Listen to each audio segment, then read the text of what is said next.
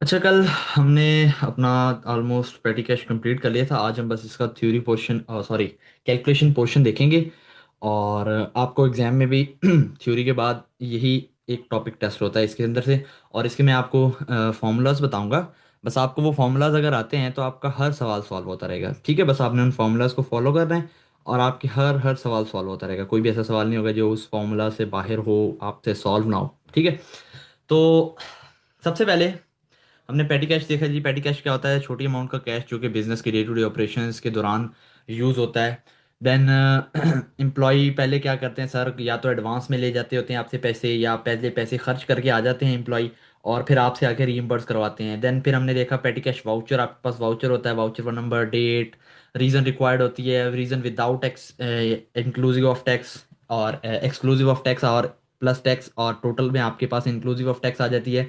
Signature उस बंदे के चाहिए जो बंदा पेटी कैश वाउचर फुल कर रहा है, और ऑथराइज्ड जो बंदा ऑथराइज कर रहा है उसके भी सिग्नेचर इस पर चाहिए होते हैं। फिलिंग हर यूनिक नंबर होता है। ठीक है। देन हमने देखा जी ऑथराइजेशन। ऑथराइज कौन करता है? मैनेजर्स करते हैं। मैनेजर्स अगर आपके पास अवेलेबल हैं तो ये एक अच्छा प्रोसेस होता है। कभी कभार ऐसा होता है कि आपके पास एक टोटल अमाउंट आपके मैनेजर्स के अलाउ किया जाता है कि जितनी भी अमाउंट का पेटी कैश हो आपने दे देना है। लेकिन कभी कभार ऐसा होता है कि आप अगर कभी बैंक में भी गए हो तो कुछ चेक ऑटोमेटिकली वो कैश कर देते हैं। कुछ कहते हैं कि अपने जो ऊपर मैनेजर बैठे हैं उनसे पहले साइन करवाएं फिर चेक करेंगे। तो ये ऑथराइजेशन का ही प्रोसेस होता है कि जिसमें कुछ अथॉरिटी दी जाती है, कुछ अथॉरिटी नहीं दी जाती। देन हमने इसके स्पोर्टिंग डॉक्यूमेंट्स देखे थे। देन अगर आपके पास स्पोर्टिंग डॉक्यूमेंट गुम गया हो तो कंपनी आप पर रिलाई करके आपके सीनियर मैनेजर से, जो जिस मैनेजर के अंडर आप काम कर रहे हैं, उससे पूछ के आपको रीइंबर्स कर देती है। देन हमने देखा जी पेमेंट एडवांस। एडवांस में अगर आप पे कर देते हो तो पहले पेटी कैश वाउचर उस अमाउंट से बनता है जिस अमाउंट से आप पहली बार पैसे लेके गए। लेट से अगर आप 20 रुपए लेके जाते हो तो पहले 20 रुपए से पेटी कैश ओपन होता है। ठीक है। और अगर उसमें से कुछ पैसे बच जाते हैं, और अगर कुछ पैसे बच जाते हैं तो फिर आप उनको वापस कर देते हो, और वो 20 रुपए की अमाउंट को काट के क्या करते हैं, 18 रुपए, लेट से हमने कहा था 2 रुपए बच जाए तो 18 रुपए लगा देते हैं। देन हमने सिक्योरिटी देखी जी। सिक्योरिटी देखनी है, and then queries, then manual cash book. अब आते हैं जी अपना अगला topic, imprest and non imprest system. आओ पढ़ते हैं। पहले इम्प्रेस सिस्टम देखते हैं, देन देखते हैं जी non imprest system. Imprest system क्या होता है?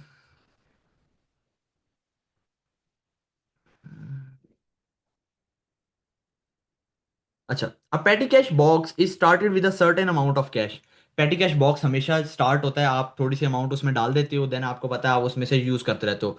This amount of cash is known as imprest amount. देखो, जिस अमाउंट से पहली बार या जब आपका पेटी कैश स्टार्ट होता है, डे स्टार्ट होता है, जिस अमाउंट से आप पेटी कैश में पैसे रखते हो, जितने पैसे रखते हो, उसको बोला जाता है इम्प्रेस्ड अमाउंट। लेट से आपका आज दिन का स्टार्ट हुआ 8 बजे, आपने पेटी कैश में आके 100 रुपए डाल दिए, $100 डाल दिए। ठीक है। $100 आपने पेटी कैश में डाल दिए, तो ये जो $100 होंगे आपके, ये क्या होंगे? आपकी imprest amount. This should be enough cash to cover the foreseeable petty cash expense for say 2 और 4 वीक्स। नॉर्मली ये होता है कि आप डे डे के भी रख सकते हो। बड़ी कंपनीज हो तो वो डेली का रखती हैं पेटी कैश। नहीं तो अगर छोटी कंपनीज हो तो वो आपको एक हफ्ते, 2 हफ्ते, या 4 4 हफ्तों का भी पेटी कैश, एक महीने का पूरा पेटी कैश एक ही बार इंपोर्ट कर देते हैं अपने टिन बॉक्स में। ठीक है। तो वो फिर यूज होता रहता है। This aim is to cover having to top up petty cash too often, but at the same time avoid having too much cash in the petty cash tin where it should could be risk of theft. देखो, petty cash box में ना आपको सिर्फ उतने ही पैसे रखने चाहिए जितने के रिक्वायर्ड हो, मतलब आपका 2 4 दिन चल जाए। हमने अभी बात की कि पेटी कैश में आप नॉर्मली क्या करते हो, हफ्ते, 2 हफ्ते, 4 हफ्ते के पैसे रख लेते हो। लेकिन पेटी कैश की सिक्योरिटी ये कहती है कि भाई कोशिश करो कि कम से कम कैश पेटी कैश में रखा जाए, पेटी कैश बॉक्स में रखा जाए। पेटी कैश जो टिन आपको दिया जाता है उसमें कम से कम कैश रखा जाए।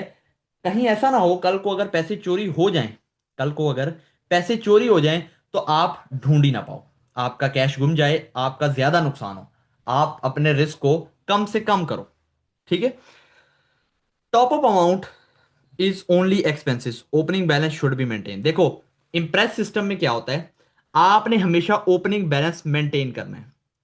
कैसे? एग्जांपल देखते हैं। लेट्स से आपके पास ओपनिंग बैलेंस था 1,000 रुपए। आपके पास 1,000 रुपए का ओपनिंग बैलेंस था। आपने पूरा एक दिन पूरा एक दिन लगाया, और दिन के खर्चे कितने हुए? 800 रुपये। 1000 रुपये से आपने स्टार्ट किया, ये थी आपकी इंप्रेस्ड अमाउंट। पूरा खर्चा किया आपने पूरा दिन, 800 रुपये का खर्चा हुआ। कितना क्लोजिंग रह गया आपके पास? सिर्फ 200 रुपये। तो वो कह रहा है amount, top up amount is only expenses. Impress system में क्या होता है कि टॉप अमाउंट यानी कि जितने पैसे आप दोबारा डालोगे, मतलब कि इस अमाउंट पर वापस जाने के लिए आपको हमेशा टॉप अमाउंट कितनी डालनी है? सिर्फ जितना खर्चा हुआ है। जितना खर्चा होगा उतना आप ऐड कर दोगे तो आप वापस अपने इंप्रेस पर पहुंच जाओगे। 1000 रुपए था, आपने 800 रुपया खर्चा किया, आपके पास क्लोजिंग रह गया था 200 रुपए। तो आप कितनी अमाउंट का टॉपअप करोगे? सिर्फ एक्सपेंसेस का। एक्सपेंसेस कितने हैं? 800 रुपए। तो 800 रुपए से टॉपअप करोगे तो आप दोबारा बैलेंस पर अपने पहुंच जाओगे। Opening balance should be maintain, ये बात लिखी है ना, opening balance should be maintain. तो वो यही लिखा हुआ है कि टॉप अप अमाउंट हमेशा एक्सपेंसेस होंगे, जितना खर्चा हुआ है उतनी टॉप अप अमाउंट होगी, और आपका ओपनिंग बैलेंस हमेशा सेम रहेगा। अगले दिन का ओपनिंग बैलेंस आपका कितना हो जाएगा? 1000 रुपए। पहले दिन का भी कितना था? 1000 रुपए। अगले दिन का भी कितना हो गया?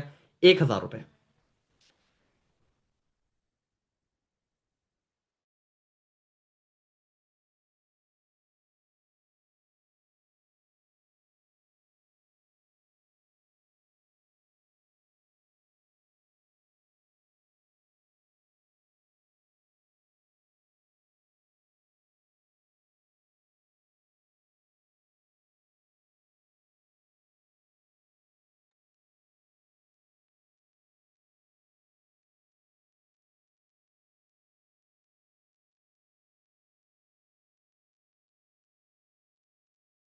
अच्छा, आपको मेरी आवाज आ रही है?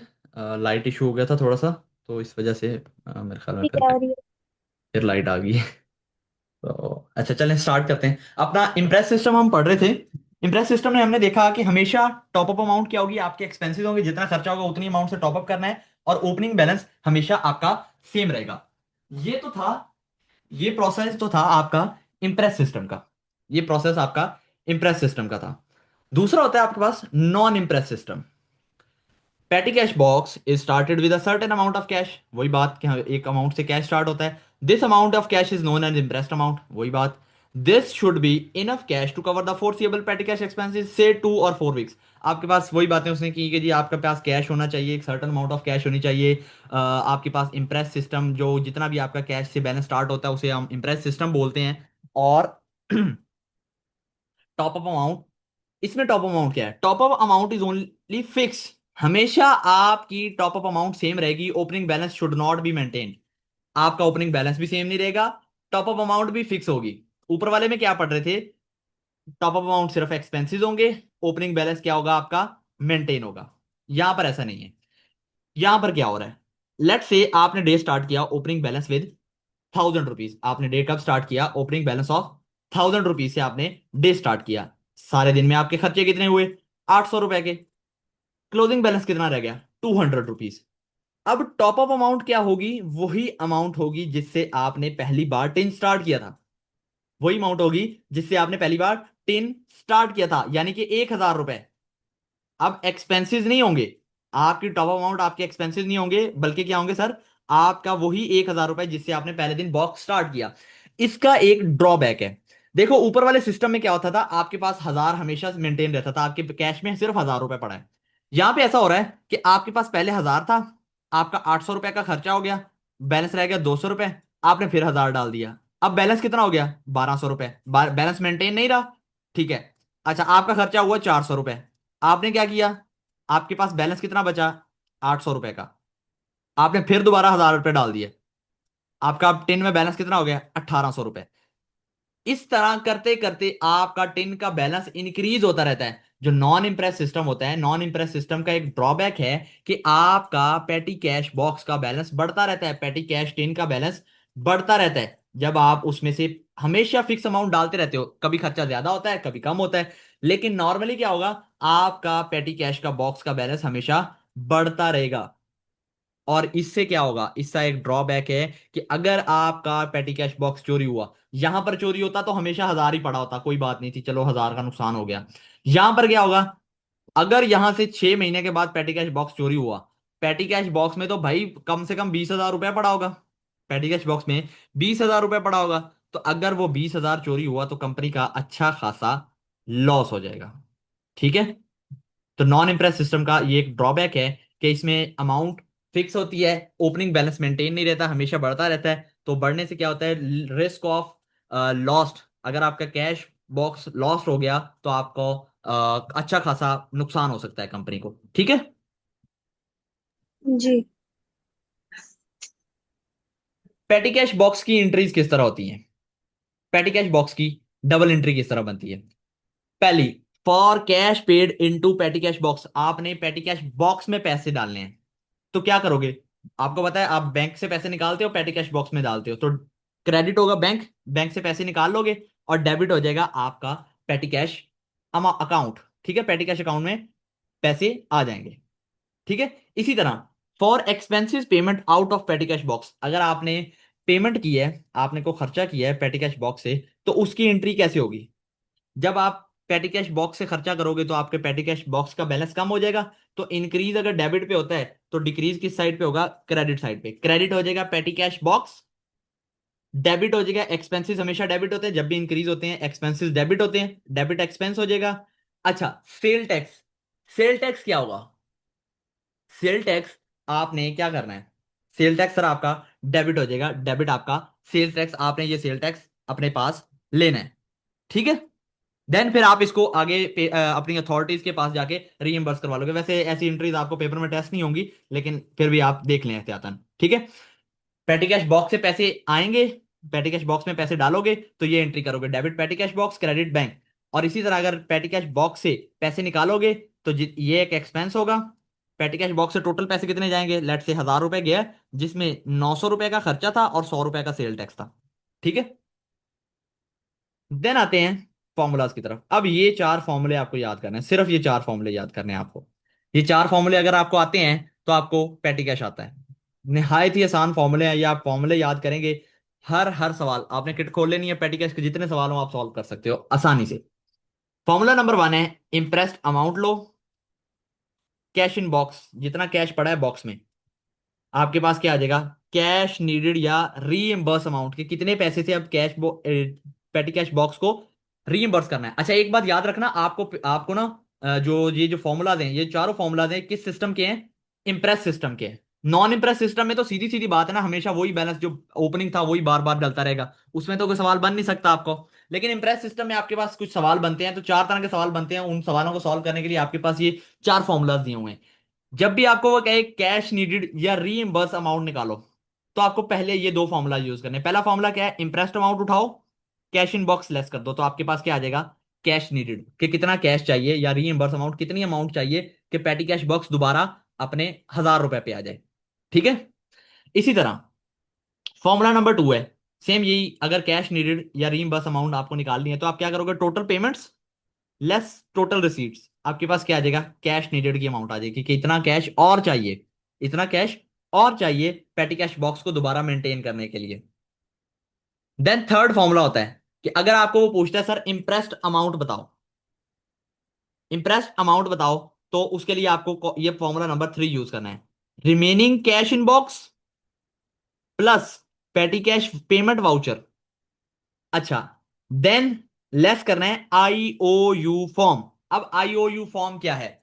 आईओयू फॉर्म होता है कि आपके आपके जो लेट से आपका एम्प्लॉय आया, एम्प्लॉय ने 20 रुपए आपसे लिए, 18 रुपए खर्चा हो गया, उसने 18 रुपए आपको बता दिया खर्चा हो गया। अब जो 2 रुपए है ना वो एम्प्लॉय के पास है, एम्प्लॉय कहता है अच्छा यार मैं थोड़ी देर में ना आपको आके देता हूँ, या वो किसी वजह से ऑफिस लीव कर गया और वो पैसे आपको नहीं मिले। अब एक्चुअल में क्या है कि वो कैश एम्प्लॉय ने आपको दे ही देना है ना, तो हम उसको क्या कंसीडर करते हैं कि वो कैश हमारे बॉक्स में ही पड़ा हुआ है। ठीक है, वो कैश हमारे बॉक्स में ही है। ठीक है। तो आईओयू फॉर्म आपके लेस हो जाते हैं, then petty cash receipt voucher आपके लेस हो जाते हैं, तो आपके पास क्या आ जाती है? आपकी इंप्रेस्ड अमाउंट आ जाती है। इसी तरह फोर्थ फॉर्मूला यूज होता है अमाउंट टू रीइंबर्स, कि कितनी अमाउंट आपको रीइंबर्स करनी है, यही वाला कैश नीडेड या रीइंबर्स अमाउंट वाला। फोर्थ फॉर्मूला से ओरिजिनल फ्लोट, कि कितने से आपका ओपनिंग बैलेंस स्टार्ट हुआ था, लेस कैश इन हैंड, कि आपके पास कैश इन हैंड कितना है, less IOU form. IOU form directly सवाल में गिवन होगा कि इतने आईओयू फॉर्म है इतने का। ठीक है। Then increase in imprest amount, अगर सवाल में दिया हो ना कि आपका पहले पेटी कैश था 750 रुपए, ओपनिंग बैलेंस 750 से था, लेकिन कंपनी ने एक मीटिंग की है, वैसे तो ये चेंज नहीं होता होता, मेंटेन रहता होता है, लेकिन कंपनी ने एक मीटिंग किया, उनको लगता है कि सर ये 750 रुपये हमेशा कम पड़ जाते हैं, तो ऐसा करो इनको ना 900 रुपये कर दो। अब से पेटी कैश हमेशा 900 से ओपन हुआ करेगा। तो जो इंक्रीज आया, कितना इंक्रीज आया, 150 का, तो ये इंक्रीज आपका यहाँ पर आ जाता है, इंक्रीज आपका ऐड हो जाता है। तो आपके पास क्या निकल आती है, अमाउंट टू रिम्बर्स। तो आपने हमेशा याद रखना है, अगर तो सिंपल बातें, सिंपल आपको कैश नीड निकालना है, तो ये दो फॉर्मूले यूज होते हैं, ये वाले दो फॉर्मूले यूज होंगे। लेकिन अगर आपको उसने इंक्रीज का केस दिया हुआ है, तो आपको ये वाला फॉर्मूला यूज करना पड़ेगा। ठीक है। तो आपको ये चार फॉर्मूलाज याद रखने हैं। आपका हर हर पेटी कैश का कोई भी ऐसा सवाल नहीं होगा जो आपका सॉल्व ना हो। तो दिस इज टोटल आपका पेटी कैश खत्म हो गया। ठीक है। अब आपने क्या करना है, आपने इसके कैप्लान किट के सवाल सॉल्व करने हैं या बीपीपी किट के। आई विल प्रेफर कि आप बीपीपी किट आपकी लगी हुई है, आप बीपीपी ट्राई करो। ठीक है। वैसे तकरीबन सवाल दोनों में सेम है, कोई एक दो सवाल ही हैं जो इधर उधर हैं, बाकी सवाल दोनों में सेम ही है। तो आप सवाल करो, मैं आपको क्या कहते हैं, आप बीबी किट से इसके सवाल शुरू करो, और आपकी मैं वीडियो अपलोड कर देता हूँ इसकी प्रैक्टिस किट की, बीबीबी की। तो आपने फिर एक बार करके देखना है, जो ना समझ आए वो फिर आप वीडियो से साथ साथ देखते रहिएगा। ठीक है जी। जी ठीक है। ओके जी। अल्लाह हाफिज। हाफिज।